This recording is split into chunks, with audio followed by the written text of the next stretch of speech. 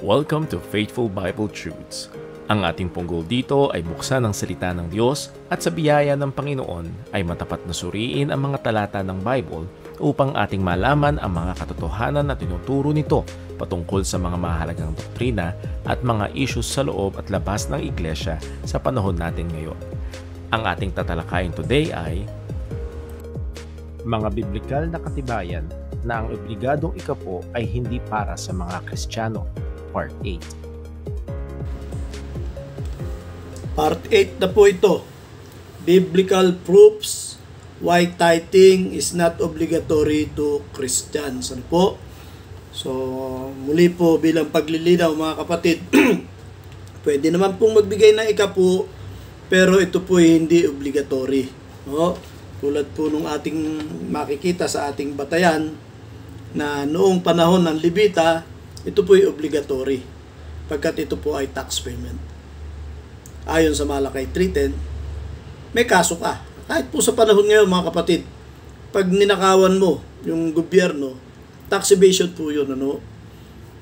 Ngayon, ba't ko binanggit yung ninakawan mo? Pagkat literally sa Malakay 3:8-10 ay ninanakawan ang Diyos ng mga hindi tumutupad sa kanilang mga tithes and offerings. Hindi lamang po tithes and offerings. Ano po?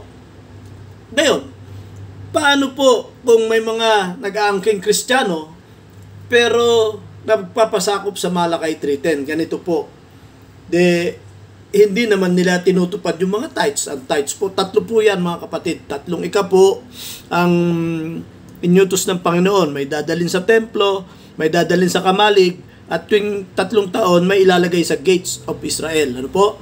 Ngayon, yung pong offerings, napakadami po lalo niyan. Heave offering, burnt offering, love offering, offering for sins, first fruit offering. Napakarami po. Kaya po mga kapatid, paano po? Ito ang kalagayan. Ito po ang nais kong talakayin ngayon. Sinasubmit ko po sa inyo mga kapatid.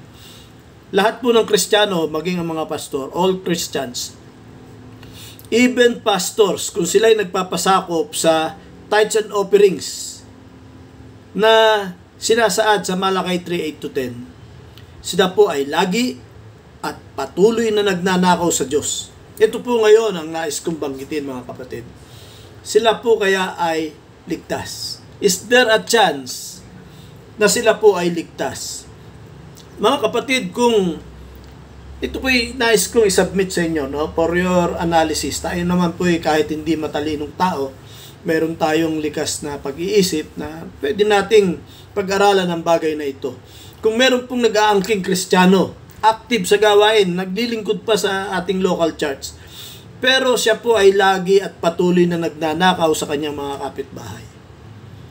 Palagay nyo, ito yan ba? Ginagawa na niyang source of income at ibinubuhay niya ng kanyang pamilya, pinagpapaaral niya ng kanyang mga anak, ay pagnanakaw. Palagay nyo, ang tao kayang ito ay tunay na Kristiyano? Ang tao kayang ito ay pinananahanan ng Espiritu ng Diyos? Ang tao kayang ito ay tunay na born again at na bahagi ng katawan ng ating Panginoong Hesukristo?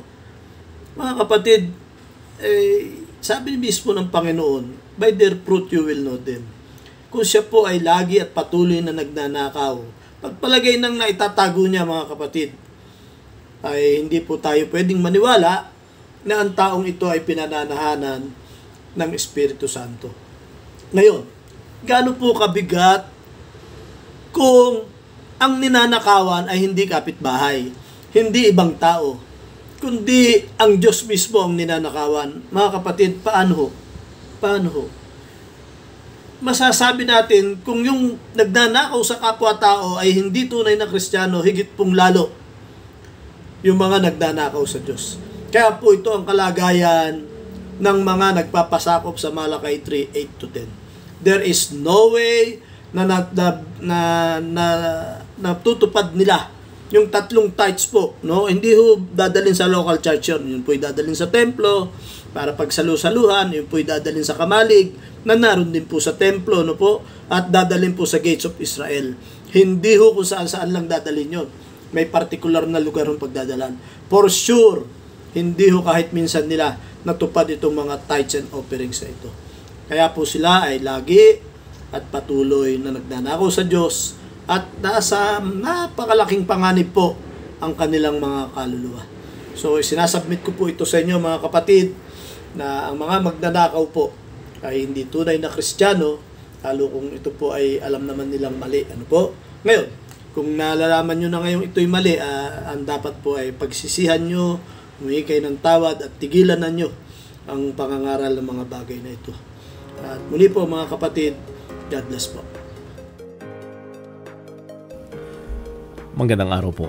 Kung kayo po ay may comments or questions regarding sa video na ito, we encourage you to leave it in the comment section. At kung sakali po na naging pagpala ito sa inyo o aliman sa mga video sa aming channel, please subscribe and share it to others.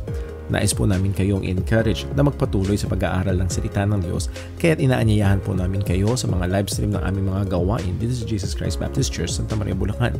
At nandito po ang mga schedules ng aming mga gawain. God bless po.